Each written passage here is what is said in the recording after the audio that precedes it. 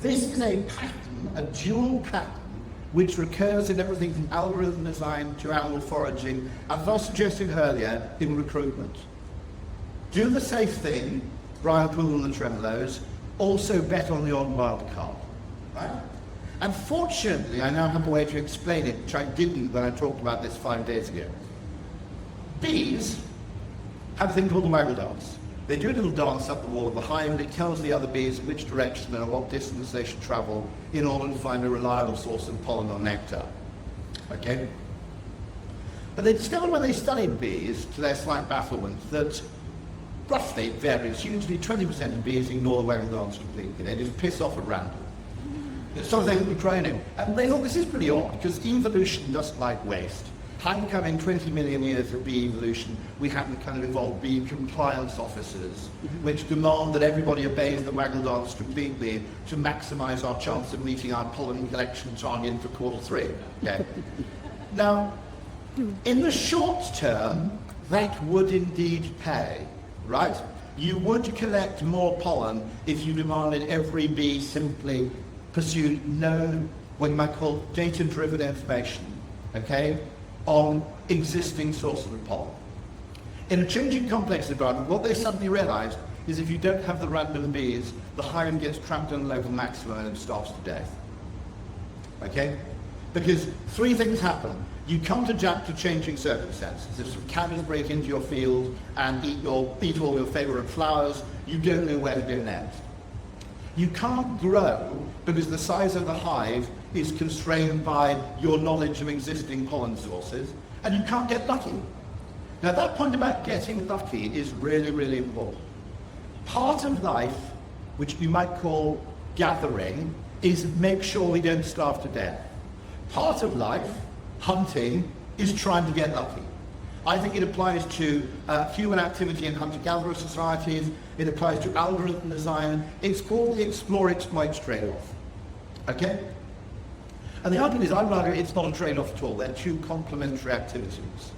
One of them is making sure we efficiently exploit those sources and the resources we already know about. And the other one is making sure we can discover altogether new and expected things that we didn't even envisage existing. Now the ratio of those 2 will vary, just as it does with bees, depending on how close you are to the equator, what the surrounding foliage is like, and so forth. But it's never 100-0. And I'd argue it's not 100-0 in algorithm design, it's not 100-0 in recruitment. Some part of your recruitment, anybody read Counterintelligence? Fantastic history of recruitment at GCH here. Fantastic book I can recommend.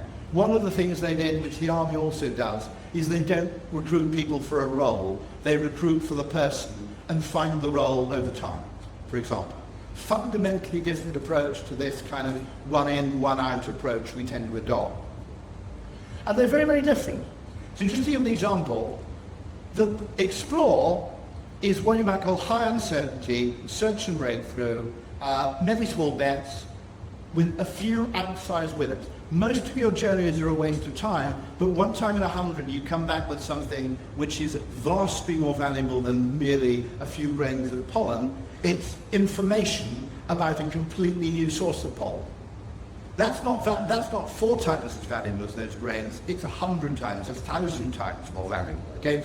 So it's high uncertainty, small bets, looking for outsized winners, iterative experimentation, and again, explorers who excel in uncertainty are the kind of people you want for explore. I would argue that marketing is very heavily weighted towards explore. It's unfortunately measured by people who think it's about to exploit. It's probably true of your discipline as well. Finance people love explores. It's a really simple cost-benefit, double-entry bookkeeping problem. They hate explore because some of it looks wasteful.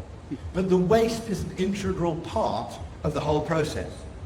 And if you're in exploit, efficiency and growth, safe haven, steady returns and dividends, linear execution, embracing planning, prediction, and minimal failure, minimizing risk of failure, okay?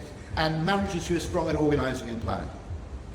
And I would argue we need to recruit for both. And the reason it's difficult to do is it requires almost what seems like a contradictory approach. It requires us to abandon our monotheism. Now, I finally come up with an analogy. The maths of the two things is totally different, okay? In exploit, it's thin-tailed.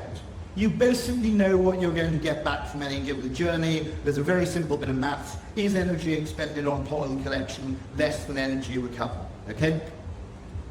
The other one is fat-tailed, which is a few freak results. The film industry, the pharmaceutical industry, okay, they're fat-tailed.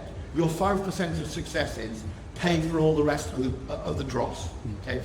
And finally, I thought, I'm going to bore the audience to hucking tears if I talk about thin-tailed and fat-tailed distributions, okay? But I have a perfect analogy for all of you. A thin-tailed activity is shopping at Asda, right? You know what you want, you're trying to get it as cheaply and as efficiently as possible, and you come away with a big tick because you've managed to achieve what we've set out to achieve and saving of 3.7%, okay? Finance people love that shit. A fat-tailed retail activity is shopping at TK Maxx, right? Where you don't go with anything specific in mind, okay? I have friends. Who are the TK Maxx fans? Yeah. I would actually make that an interview question. Do you shop at TK Maxx? Because if you shop at TK Maxx, you fundamentally understand fat-tailed, explore behaviour. You go in and I've got friends who are so mission-directed, they go, I went to TK Maxx and I couldn't find what I wanted. You don't go to TK Maxx with a specific aim in mind, you fucking idiot, right? You go in there like a shark and you go, no, this is all crap. Fuck me, that's £27.50. That's how TK Maxx works. TK Maxx is fat-tailed, Asda is thin-tailed. So I finally got the way to explain the difference, okay? And we need to do both. Sometimes you need to shop at Asda, sometimes you need to shop at TK Maxx, okay? Not least because if you only shop at Asda, it's a bit boring and you don't end up with a pair of Versace sunglasses for £37.25, do you? Okay? You never get lucky, you see? Low variance means low chance of reward. What we're doing is partly mining for ore and partly treasure hunting. And we need to do both at the same time and find a way of resolving the contradiction. And this becomes even more important because it's back to three-dimensional AI here. There are two ways we can use AI, I would argue. If you think of yourself in a fat-tailed world, you'll use it to amplify relevance, brilliance. Someone will come up with something absolutely brilliant and you can execute it and implement it really, really quickly, okay? If you're using AI with a thin-tailed world, all you'll end up doing is making mediocrity a little bit more common and a little bit better than it was before. Now that's not a waste of time, but it's not the only thing you should do. So here's my final plea, okay?